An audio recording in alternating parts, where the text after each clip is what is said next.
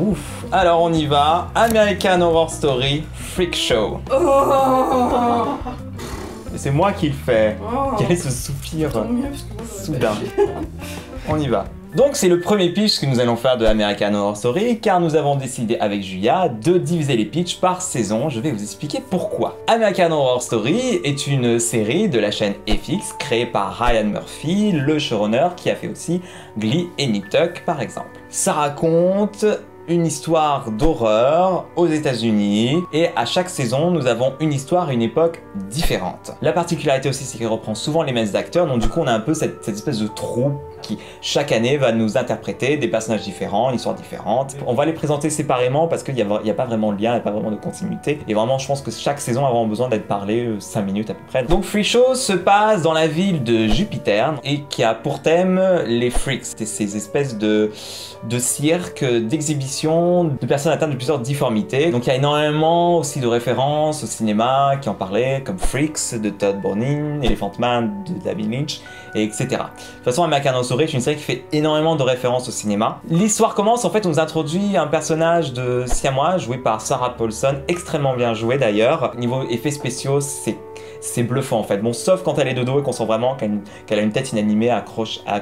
l'épaule. Mais quand elles sont de face, on voit vraiment pas de délimitation entre les deux têtes et elle joue parfaitement bien ces deux personnages qui ont vraiment deux personnalités différentes. Et par moments, ils en jouent, c'est-à-dire qu'ils font très souvent des cadres où elle a vraiment la tête dans un coin. Ils ont réussi à tirer une originalité esthétique dans certaines contraintes que peuvent amener ce genre de personnages. Il y a moult personnages, il y a Kathy Bates qui joue une femme à barbe, il y a Evan Peters, nous appelons choupiné avec Julia. Il y a une actrice qui jouait à La Fin d'Urgence, je me souviens plus de son nom, qui joue une femme à 3 seins. Il y a le monsieur de Shield qui joue à l'homme fort. Il y a Neil Patrick Harris aussi, si vous voulez oublier Barney de How I Met Your Mother, vous pouvez voir Neil Patrick Harris. Il est là dans le dernier tiers de la saison, il a un rôle très dérangeant. C'est aussi techniquement la dernière saison de Jessica Lange, mais maintenant on est en train de dire qu'elle va peut-être revenir, et cette série l'a vraiment mise sur un piédestal, et je pense qu'elle l'a fait découvrir à une nouvelle génération, et elle a jamais été aussi belle et talentueuse, je pense. J'ai jamais vu une actrice sexagénaire montrer une façon aussi glamour et sexuelle et sensuelle et intelligente et forte et que je n'ai vu dans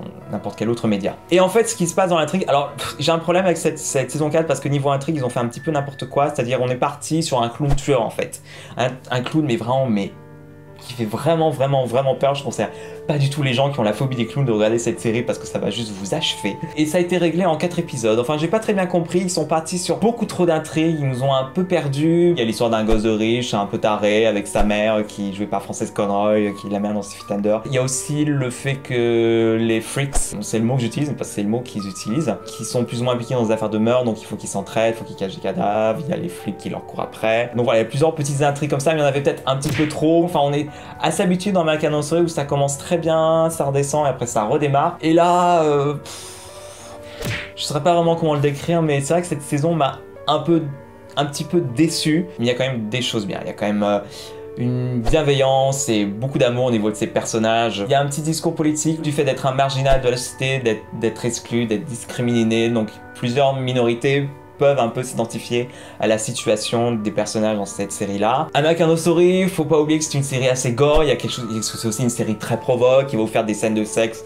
pas du tout agréables à regarder, qui va être assez gore dans les meurtres, dans les crimes. Chaque fois qu'on finit un épisode, on se dit mais pourquoi je continue à regarder cette série, c'est horrible et tout. Mais à chaque semaine, on revient, on sait pas trop pourquoi, mais on revient quand même et on continue. Le générique d'American Horror Story est super bien. En plus, ils l'ont changé pour la saison 4, ils ont donné un côté un peu plus cirque, un peu plus orchestre. Généralement, on n'aime pas les changements de générique, mais là, il était vraiment très bien et il collait vraiment très bien à l'ambiance de la série. Ils chantent aussi, il y a aussi pas mal de parties chantées où ils font des reprises anachroniques de chansons qui sont beaucoup plus projetées dans le futur par rapport à leur époque, donc c'est assez sympa, une petite particularité. American Horror Story en tant que telle, oui, je vous la conseille vraiment, si vous n'avez pas trop froid aux yeux, si vous pouvez voir des choses un peu gore et un peu dérangeantes, je vous conseille de voir American Horror Story. Si vous voulez découvrir, je vous conseille pas du tout de commencer par la saison 4, commencez par la saison 1, elle pose bien les bases. C'est pas la meilleure, mais elle a quand même le charme de la série qu'on aime bien, il y a quand même des bons épisodes, il y a quand même des bons effets. Si vous aimez les ambiances cirque, si vous aimez les ambiances freaks, si vous aimez un peu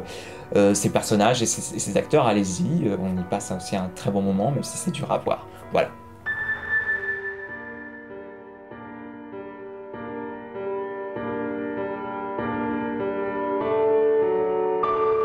Oh.